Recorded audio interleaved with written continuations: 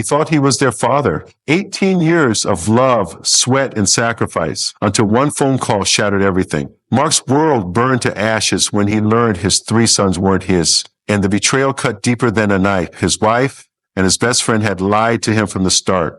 Rage took over, secrets exploded, and the truth tore his family apart. What he did next will leave you speechless. Fury, heartbreak, and a choice no man should face. This isn't just a story.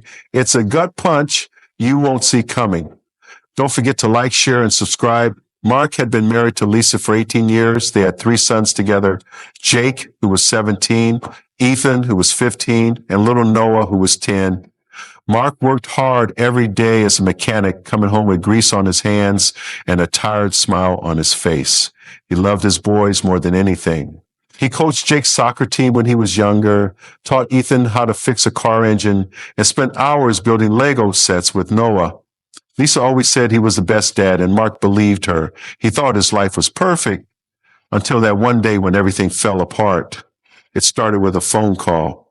Mark was at the shop wiping his hands on a rag when his buddy Dave called him. Dave worked at a medical lab downtown, and his voice sounded shaky on the phone. "Mark, man, you need to hear this," Dave said. "I don't know how to tell you, but I saw something today. It's about your kids." Mark laughed at first. "What are you talking about, Dave? My boys are fine. What's this nonsense?" "It's not nonsense," Dave snapped back, his tone sharp. "We had a mix-up in the lab. Some guy came in for a paternity test, and your name popped up in the system by mistake. Mark, I saw the results. You're not the father of your boys. None of them." Mark froze. The rag slipped from his hand and hit the floor. "What the hell are you saying?" he shouted into the phone. "It's impossible. I've been with Lisa since high school. Those are my kids." "I'm telling you what I saw," Dave said, his voice low. "The DNA doesn't lie, man. I'm sorry. I thought you should know." Mark hung up without saying another word. His head was spinning. He couldn't breathe right. He told his boss he was taking the rest of the day off and drove straight home. Lisa was in the kitchen when he walked in, chopping vegetables for dinner. The boys were upstairs, probably playing video games or doing homework. Everything looked normal, but to Mark, it felt like the walls were closing in. "Lisa," he said, his voice loud and rough, "we need to talk now." She turned around, surprised. "What's wrong, Mark? You look like you've seen a ghost." He didn't waste time. "Are the boys mine?" he asked, staring right into her eyes. Lisa's face went pale. The knife in her hand trembled. "What are you talking about?" she stammered. "Of course they're yours. Why would you even ask that?" "Don't lie to me," Mark yelled, slamming his fist on the counter. "I got a call today." "DNA doesn't lie, Lisa. You've been hiding something from me for 18 years. Haven't you?" She dropped the knife, then it clattered to the floor. Her eyes filled with tears, but she didn't say anything at first. That silence told Mark everything he needed to know. "Who's the father?" he demanded. "Tell me right now, or I swear I'll walk out that door and never come back." Lisa started crying, her hands shaking. "Mark, please let me explain." "Explain what?" he roared. "That you've been screwing someone else behind my back? That I've been raising kids that aren't even mine? Who is he, Lisa? Tell me." It's Tom," she whispered, barely audible. Mark's heart stopped. "Tom?" His best friend since they were kids. The guy who'd been at their wedding, who'd come over for barbecues, who'd been Uncle Tom to the boys. "Tom?" he repeated, his voice breaking. "You're telling me Tom's their father, all 3 of them?" Lisa nodded, sobbing now. "It started before we got married. I didn't know how to stop it.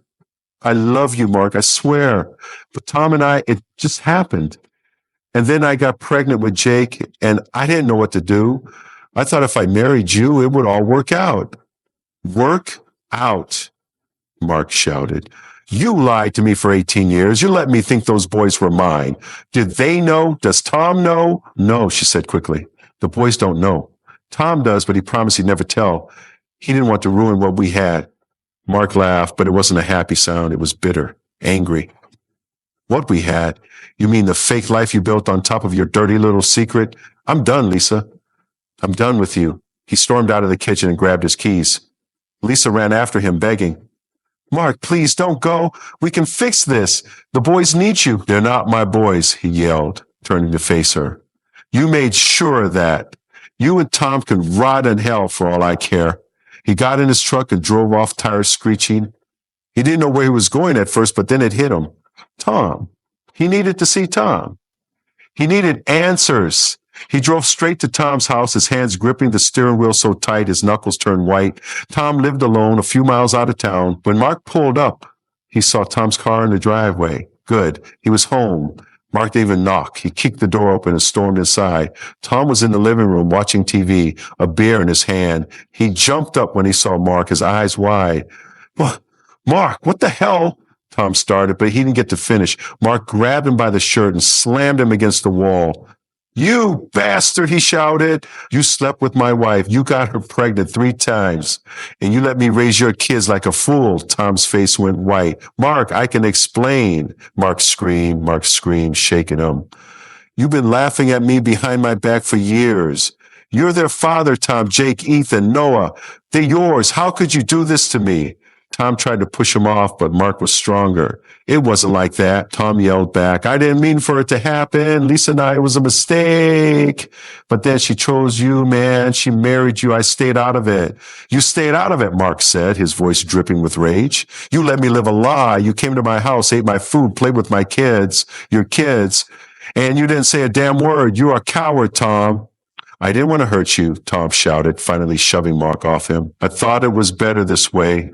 Lisa said you'd never find out. I swear, I never wanted this." Mark stepped back, breathing hard. "You're dead to me," he said coldly. "You hear me? Dead." He turned and walked out, leaving Tom standing there shaken.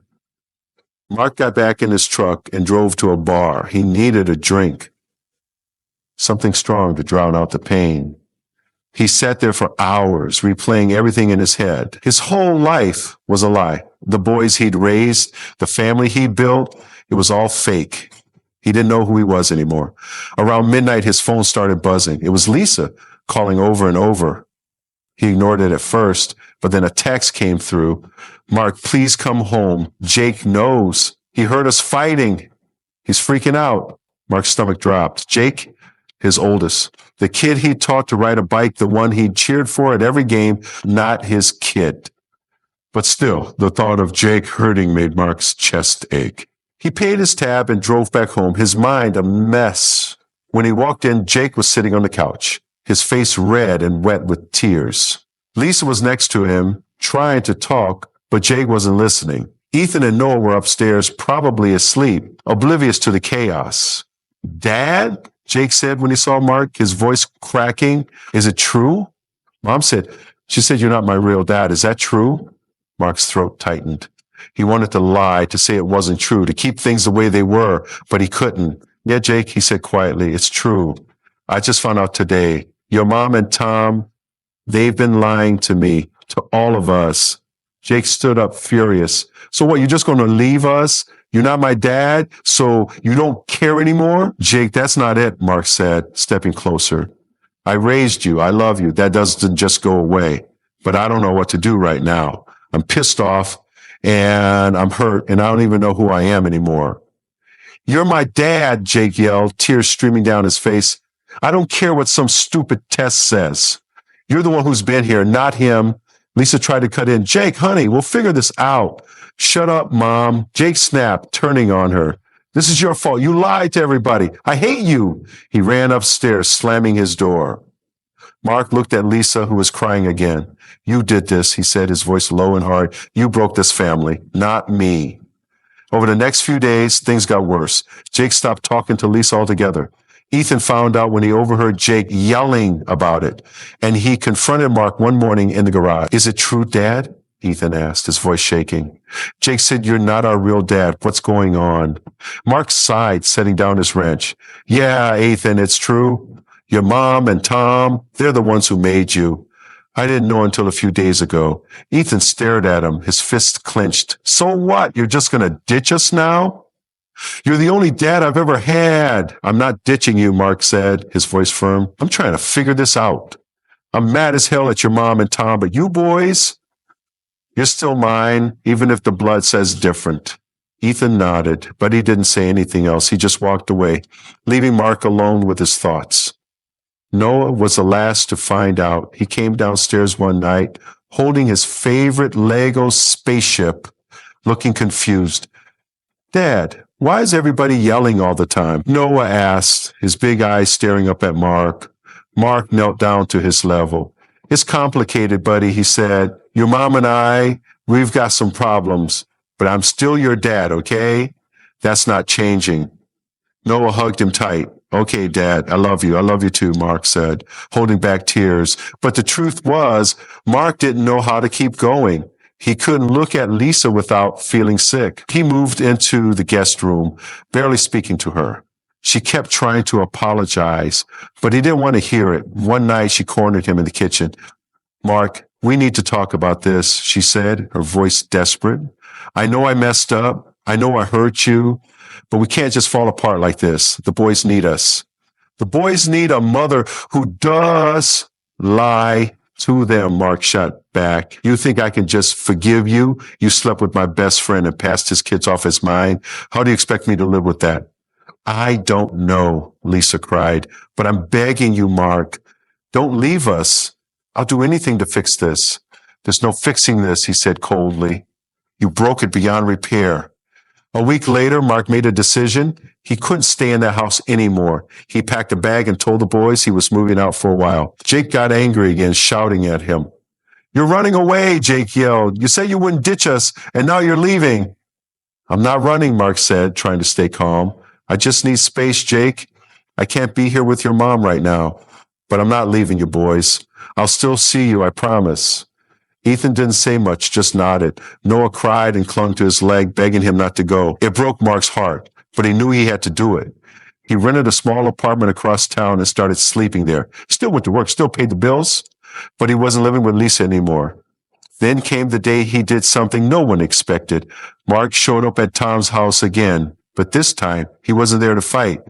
He knocked on the door, and when Tom answered, he looked nervous. What do you want, Mark? Tom asked, his voice wary. I want you to step up, Mark said, his tone steady. Those boys are yours, biologically at least. I've been their dad for 17 years, and I'm not walking away from them. But they deserve to know you too, not as Uncle Tom, but as their real father. You owe them that. Tom stared at him, shocked. You serious? After everything you want me to be part of their lives? Because I don't want it, Mark said, his jaw tight. I hate you for what you did, but this isn't about me. It's about them. Jake's pissed off all the time. Ethan's confused, and Noah's too young to understand any of this. They need the truth, and they need you to stop hiding like a damn coward. Tom didn't know what to say. I don't even know where to start, he admitted. Start by talking to him, Mark said. I'll tell him you're coming. But if you screw this up, Tom, I'll make sure you regret it. Mark walked away, leaving Tom standing there, stunned. When he got home, to his apartment, he called Jake first. Hey, kid, he said when Jake picked up. I talked to Tom. He's going to come see you guys. He's your real dad, and I think you should hear him out. Jake was quiet for a long time. Why are you doing this? He finally asked. I don't want him. I want you. I know, Mark said, his voice soft, and I'm still here. I'm not going anywhere, but he's part of this, whether we like it or not. You don't have to forgive him, Jake. Just give him a chance to explain. Jake hung up without saying goodbye. Mark called Ethan and Noah next, telling them the same thing. Ethan just said, okay. And Noah asked, does this mean I have two dads now? Mark didn't know how to answer that. So he just said, we'll figure it out, buddy. Tom showed up at the house the next day. Lisa let him in, and the boy sat on the couch staring at him like he was a stranger, which in a way he was. Hey guys, Tom said, his voice awkward. I know this is weird. I'm not good at this stuff, but I'm your dad, your real dad, and I've been a jerk for not telling you sooner. Jake stood up glaring at him. You think you can just walk in here and say that? You're not my dad. You're just some guy who screwed up my family. Jake, I'm sorry, Tom said, holding up his hands. I messed up. I should have been honest from the start, but I'm here now and I want to make it right. Make it right, Jake laughed, angry. You can't. You and Mom ruined everything. Dad, Mark, he's the one who raised us, not you. I know that, Tom said, his voice breaking. Mark's a better man than me. I'm not trying to take his place. I just want you to know I'm here and I'll do whatever it takes to earn your trust. Ethan spoke up then, his voice quieter but just as sharp. Why didn't you tell us? All these years you were around and you didn't say anything. That's messed up. I was scared, Tom admitted. I didn't want to lose you guys or Mark. I thought if I stayed quiet, it'd be okay. but I was wrong. Noah looked at him, confused. Are you really my dad? He asked. Tom nodded. Yeah, Noah, I am. And I'm sorry I wasn't there like I should have been. The boys didn't forgive him that day. Jake stormed out. Ethan shook his head, and Noah just sat there unsure. But Tom kept coming back. He didn't push too hard, just showed up with pizza or offered to take them to a game. Slowly, they started talking to him more. Mark watched it all from a distance. He still loved those boys like they were his own, and he made sure they knew it. He picked them up on weekends, took them fishing, helped with homework. Lisa tried to talk to him sometimes, but he kept her at arm's length. The trust was gone. One day, Jake came to Mark's apartment alone. He sat down on the couch and looked at Mark, his eyes serious. I talked to Tom yesterday, he said. He's trying, I guess, but he's not you. I don't care what the DNA says. You're my dad. Mark felt a lump in his throat. Thanks, Jake, he said. That means a lot. I'm not going anywhere, okay, no matter what. Jake nodded. Good, because I'd kick your ass if you did. Mark laughed. And for the first time in weeks, it felt real. Things weren't perfect. The family was still broken, and the pain was still there. But Mark wasn't running anymore. He was fighting for the boys, for himself, and for whatever came next. And that's what he did.